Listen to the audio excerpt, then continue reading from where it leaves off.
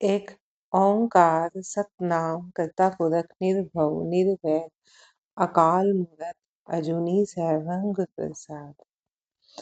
अंग दूसरा। ये हम जपजी साहब का पाठ कर रहे थे, जिसकी कि हमने 4 पौड़ियां कर ली थी। 5वीं पौड़ी से अब हम आगे चलते हैं। थापे ना जाए कीता ना होए, आपे आप निरंजन सोए। उस परमात्मा को स्थापित नहीं किया जा सकता, ना ही उसका सृजन किया जा सकता है। आपे आप निरंजन सोए, वह स्वयं भू परमात्मा माया से परे है। वो अपने आप से ही पैदा हुआ है, स्वयं भू है। निरंजन, निरंजन, अंजन, अंजन सुरमे को भी कहा जाता है। अंजन का मतलब काली मां से है। पुराने टाइम में लोग सुरमा डाला करते थे तो उसको अंजन कहा जाता था। अंजन कैसा होता है? काली मां। निरंजन, जो काली मां से रहित है, जो निर्मल है। काली मां किसकी काली मां? माया की काली मां, विकारों की काली मां से जो परे है। वह परमात्मा स्वयं भू अपने आप से ही पैदा हुआ और माया से परे है। जिन सेवया तिन पाया मान, जिसने उसे हृदय में धारण करके उसकी सेवा की है, उसने आदर प्राप्त किया है। जिसने भी ऊपर ऊपर से नहीं, उसे हृदय में धारण करके उसकी सेवा की है, उसने आदर प्राप्त किया है। नानक गाविए गुणी निधान। हे नानक, हम सब उस गुण निधि का गुणगान करें। गाविए सुनिए मन रखिए भाव, दुख पर हर सुख घर ले जाए। हम सब मिलकर उस गुण निधि, गुणों के भंडार प्रभु का गुणगान करें, उसको गाएं, उसके गुणों को गाएं, सुने और मन में प्रभु प्रेम को बसाएं। मन में उसका भाव भी होना चाहिए। उसको गाना है, सुनना भी है और मन में प्रभु प्रेम बसाएं। जो ऐसा करता है वह क्लेश को त्याग कर सुख को मन में धारण कर लेता है। गुरमुख नादन गुरमुख वेदन, गुरमुख रहया समाई। गुरु की ओर उन्मुख होने पर ही जगत में व्याप्त समसत्ता के संगीत का, ज्ञान का और गुरु की ओर उन्मुख होने पर ही परमात्मा की सर्वव्यापकता का अनुभव होता है। गुरु की ओर उन्मुख होना मीन्स गुरु की ओर हमारा मुख होना। मुख करके बैठ जाने से बात नहीं बनती कि जिस तरफ गुरु बैठा है हमारी उस तरफ कमर ना हो, हमारी उस तरफ मुख हो, ऐसा नहीं है। गुरु की ओर मुख करना मीन्स गुरु के शब्दों को सुनना, उनको बार बार मनन करना, उनके उपदेशों को, उनकी शिक्षा को, उनके कहे अनुसार चलना, फिर उनको व्यवहार में भी लाना, उसके बताए हुए उपदेशों। वो होता है कि गुरु ने जो कहा फिर उसको मानना है, दिल से मानना है। ये होता है कि गुरु की ओर मुख कर लेना, गुरु की ओर उन्मुख हो जाना। जब हम गुरु की ओर उन्मुख होते हैं तो गुरु की ओर उन्मुख होने पर ही जगत में व्याप्त समसत्ता के संगीत का, जो पूरी सृष्टि में व्याप्त है, वो समसत्ता एक जैसी ही बसी हुई है, जो कण कण में बसी हुई है, जो सत्ता उसके संगीत का, ज्ञान का और गुरु की ओर उन्मुख होने पर ही परमात्मा की सर्वव्यापकता का अनुभव होता है। जो गुरु की ओर उन्मुख है उसी को ही गुरुमुख कहा जाता है। गुरुमुख जिसका मुंह प्रभु की ओर है, जो प्रभु की ओर उन्मुख है, मीन्स गुरु के कहे हुए वचनों को जो धारण करता है, व्यवहार करता है, उनका बार बार मनन करता है। गुर ईसर गुर गोरख ब्रह्मा, गुर पार्वती माई, गुरु ही शिवम कल्याणकारी तत्व है। गुरु ही गोरख, गोरख गो मीन्स धरती, रख मीन्स उसका रखवाला। गुरु ही गोरख मीन्स सृष्टि, गुरु ही गोरख मीन्स सृष्टि या विष्णु और ब्रह्मा है।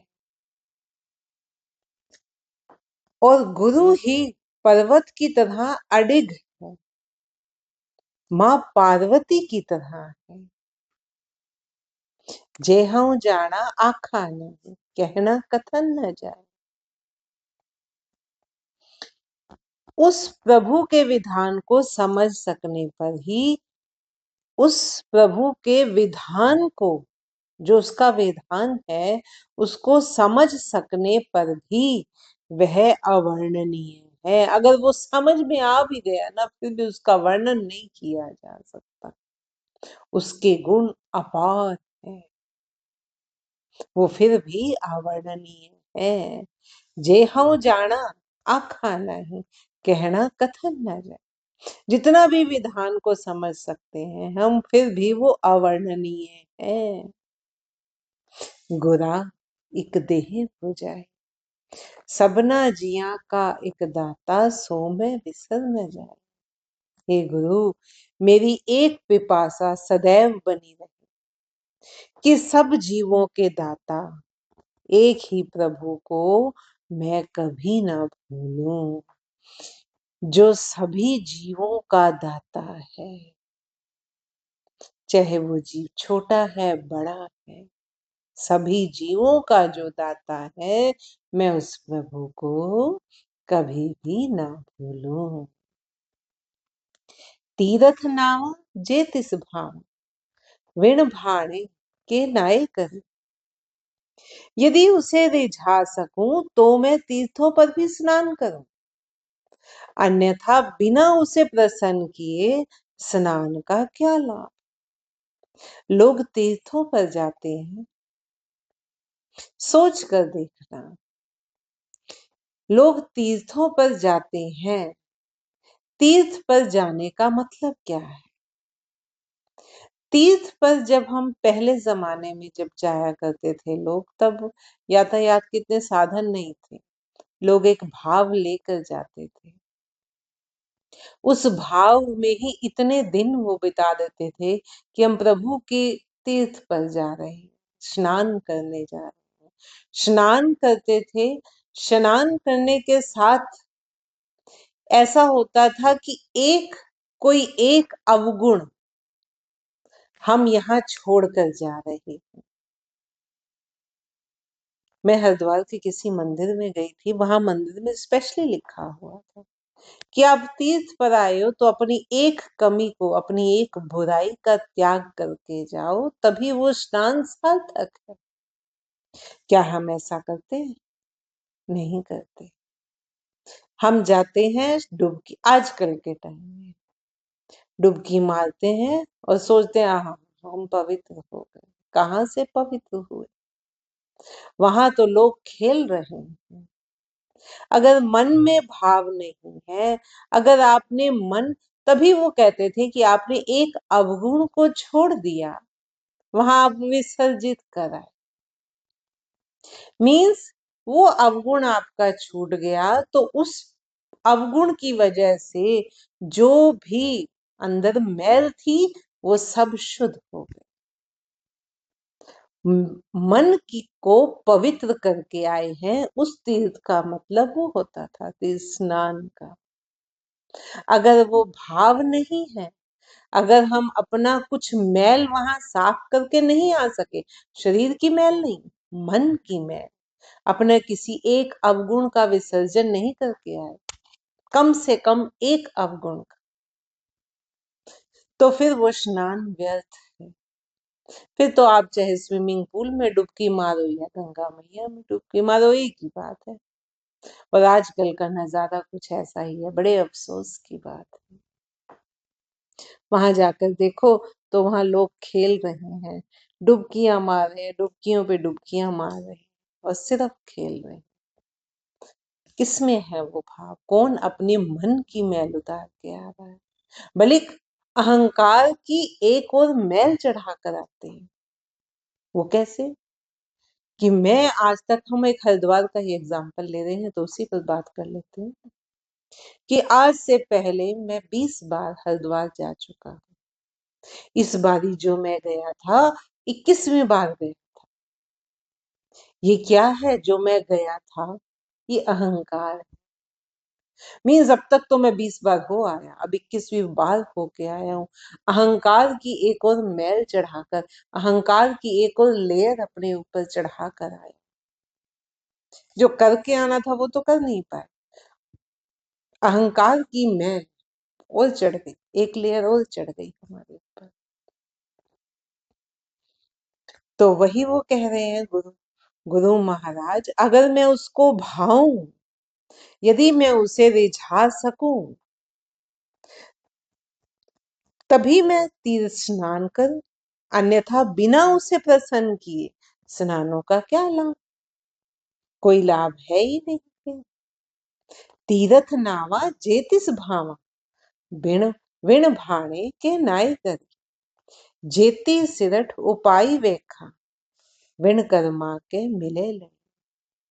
उत्पन्न जितनी भी सृष्टि दृष्टि गोचर है, जो दिखाई देती है, सब में कर्म किए बिना कोई क्या पा सका है? कुछ भी नहीं पा सका।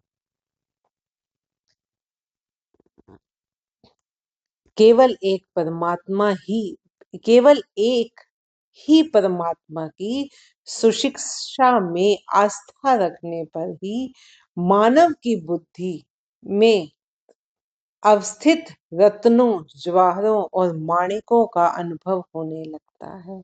मत विच रतन जवाहर माणिक, जे एक गुर की सिख सुनी। अगर एक ही परमात्मा की सुशिक्षा, सुशिक्षा कौन देगा? गुरु देगा। अगर गुरु की एक शिक्षा, कौन सी शिक्षा? की एक ही परमात्मा है, एक ही सर्वशक्तिमान सत्ता है, अगर उसमें आस्था रखने पर ही, अगर हम उसमें आस्था रखते हैं, तभी मानव की बुद्धि में रत्न, जवाहर और माणिकों का अनुभव होने लगता है कि कितना बड़ा भंडार है। जब उस परमात्मा को ही समझ लिया तो सब कुछ मिल गया। फिर जो बुद्धि में ये रत्न, जवाहर, माणिक हैं, इनका अनुभव होने लगता है। गुरा एक देह भुजाई, सबना जिया का एक दाता, सो में बिसर न जाए। गुरु ने एक बूझ बुझाई है। हे गुरु, मेरी एक पिपासा बनी रहे कि सब जीवों का दाता प्रभु, जो सभी जीवों का दाता है, मैं उस प्रभु को कभी भी ना भूलूं। जे जुग चारे आरजा, होर दसूनी होय, नवा खंडा विच जानिए, नाल चले सब कोई। यदि चारों युगों जितनी आयु और उससे भी 10 गुना आयु हो, नव खंडों में उसे जाना जाता हो और सब उसके अनुयायी हों, चंगा नाव रखाई के जस की रत जगले, ऊंचे नाम के साथ संसार में यश एवं कीर्ति उपलब्ध कर ले, जेतिस नदर न आवई, तवात न पूछे के। परंतु यदि उस प्रभु की दृष्टि में ना चढ़ सका, तो ऐसे मनुष्य की कुशल क्षेम भी पूछने वाला कोई नहीं मिलता। यदि किसी व्यक्ति की चारों युगों जितनी आयु हो या उससे भी 10 गुना ज्यादा, नवखंड पृथ्वी, नवखंडों में उसे जाना जाता हो। पृथ्वी के 9 खंड कहे गए हैं। 9 खंड कौन कौन से हैं? 9 खंड हैं, एक तो है भारत, किमपुरुष, और एक है हरवरक, भद्रास, केतुमाल, इलाम्बरत, रमणक, हिरण्यम और कुरु। ये 9 है। 9 खंड पृथ्वी के माने जाते हैं, जो हम ग्रंथों में पढ़ते हैं, जिनका ग्रंथों में वर्णन आता है। तो क्या कह रहे हैं गुरु महाराज, अगर 9 खंडों में उसको मानने वाला, मीन्स पूरी पृथ्वी में उसे जाना जाता हो, सब उसके अनुयायी हो, सब उसको फॉलो करने वाले हो, उसके मार्ग पर चलने वाले हो, ऊंचे नाम के साथ संसार में यश और कीर्ति उपलब्ध कर ले, इतना सब कुछ होते हुए भी अगर उस प्रभु की दृष्टि में वो नहीं चढ़ सका, तो ये सब व्यर्थ हैं।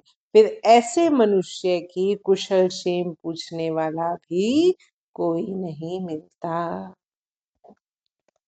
कीटा अंदर कीट कर, दोषी दोष धरे, नानक निर्गुण गुण करे, गुणवंतियां गुण दे। इतना संपन्न होने पर भी विपन्न, संपन्न है, संपन्न होते हुए भी विपन्न है। विपन्न क्या होता है? जिसके पास कुछ भी नहीं है। सब कुछ होते हुए भी जिसके पास कुछ नहीं है, संपन्न होने पर भी जो विपन्न है, वह मनुष्य परमात्मा के सामने कीड़े से भी निम्न कीड़ा है और दोषी है। क्योंकि जिसके साथ उसने मेल मिलाना था, जिसको याद करना था, जिसका धन्यवाद करना था, वो तो किया ही नहीं। मैं हूं में ही रह गया। ऐसा व्यक्ति, ऐसा मनुष्य परमात्मा के सामने कीड़ों में भी निम्न कीड़ा है और दोषी है। हे नानक, वह प्रभु गुणहीनों को भी गुणयुक्त करता है। ये उसकी वडियाई है कि अगर कोई गुणहीन है और अगर वो अपनी कृपा का पात्र बन जाए, उस प्रभु को रिझा ले, अपने कर्मों से अपने अवगुणों को गुणों में बदल कर, तो वह प्रभु गुणहीनों को गुण युक्त करता है और गुणवानों को भी गुण बुद्धि विवेक देता है। गुणवानों को और बुद्धि विवेक देता है। तेहा कोई न सुझई, जे तिस गुण कोई करे। ऐसा कोई भी सुझाई नहीं पड़ता जो उस प्रभु को कोई गुण प्रदान कर सकता हो। वो प्रभु ही है जो सबका दातार है, जो सबको गुण प्रदान करता है। कोई भी ऐसा नहीं है जो उस प्रभु को कोई गुण प्रदान कर सकता हो। तेहा कोई न सुझई, जे तिस गुण कोई करे। ये हमने 7 पौड़ी तक कर लिया है। 8वीं पौड़ी से हम आगे नेक्स्ट पोस्ट में चलेंगे।